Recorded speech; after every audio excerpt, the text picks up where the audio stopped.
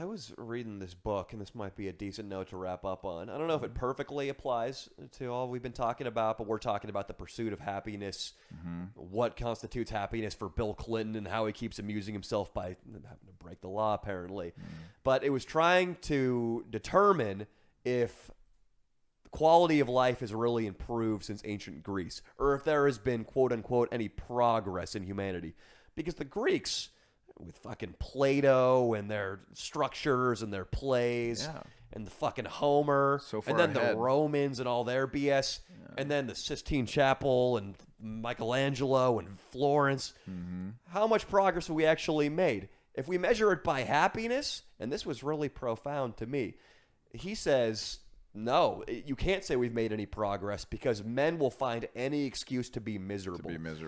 So much easier to be miserable than to be happy. But it made me realize that it's so fucking true that if it's so easy to be miserable, and if exterior conditions, air conditioning, shelter, law and order, a police department protecting us, democracy, if those historically have not made people any happier, then why not just choose to be happy? Because you realize that sentence made me realize that nothing's going to change and suddenly make me happy from the outside. I just got to start doing it inside.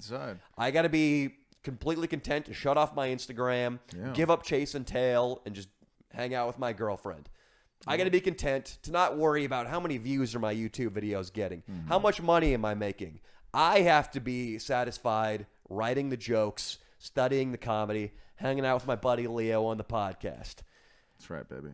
And I missed you, by the way, He did. This guy determined that overall we have progressed absolutely with civilization. But just in terms of personal happiness, there were absolutely people in all other times who were just as happy as we are now. Yeah. But you can't argue that now we have better societies.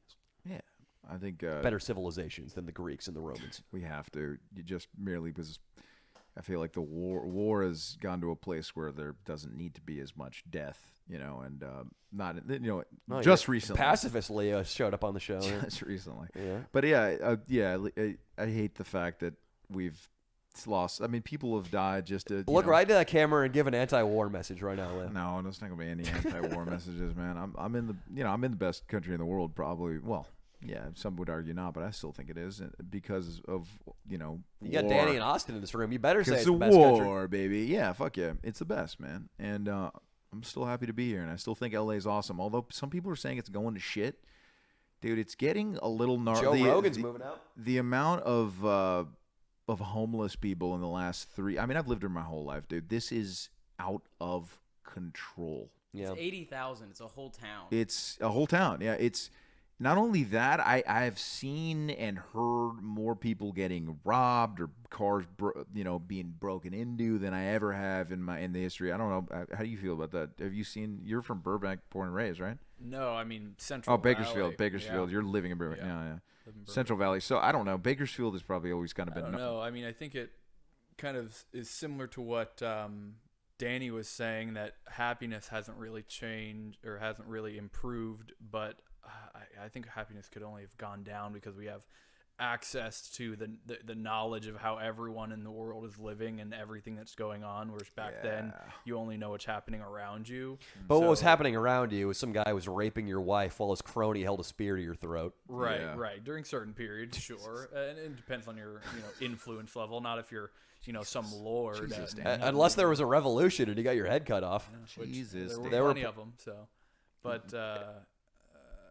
yeah, I thought there was a connection to what you were saying, but I lost. You were talking about homeless people, and it's actually interesting. In that same book, it says, and this is kind of a tough pill to swallow, and this guy's like a university dude, so he's no hardcore right-wing dude. But he said it's an economic fact that when you do provide relief to the homeless or the bottom rungs of society, that incentivizes them to keep reproducing in their current condition, so it actually makes the problem worse. That's what's happening then, right?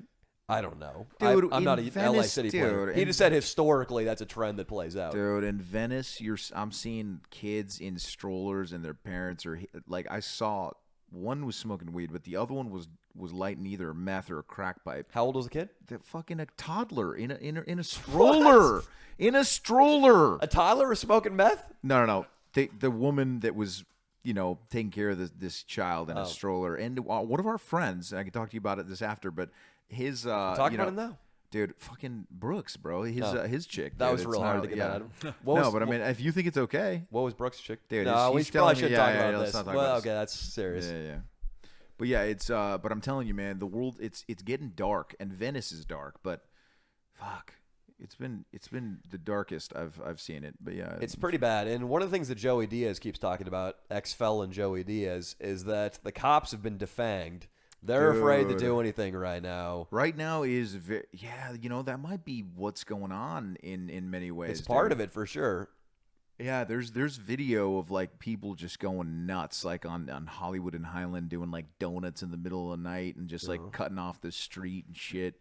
I mean, I have no reason to believe that wasn't happening before, but you're seeing videos of it now because people want you to see videos of it now, and so I think that's kind of, I guess, what I was trying to say earlier. No. Wait. There's no way people were doing donuts before BLM. Dude, I mean, look, no way. I don't. Yeah, of course they were. No, but on Hollywood and Highland, shutting the street down. The general point of what you're making, I agree with, and I haven't seen any evidence of it because I live in my house, jogging around the block life. And then driving out of town primarily to shoot our videos. Yeah. But a fucking Rogan and Diaz, and it seems to be pretty centrally based on this crime issue and population issue. That seems to be the reason why they're jetting over to Austin. Dude, yeah, it seems like we kind of have like we kind of have a total crook as a governor too, man. Newsom he's totally like an elitist dude that's like screwed over, he's been shady on his taxes, which that's fine. I kind of respect it because the system allows you to be, but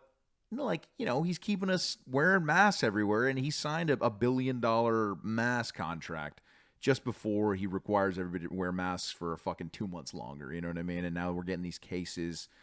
I don't know, man. It's a crazy time, man. I think he's kind of a piece of shit too. Newsom, dude. Yeah, Everybody says. We know you do. All right, well, we got a lot to ponder after this episode. Oh, yeah. Child abuse, aliens. Is Newsom a piece of shit? Is he not? Midget rape. But anyway, I'll tell you one thing, though. I guess the best thing to do is continue making banger videos so we could all be wealthy and decide what to do. We could leave California or stay or, retire. By the time we're 40, who knows? It's in the works. I'm going over to one Ariel Pink's residence after this podcast to get to work on some songs for an upcoming video. That's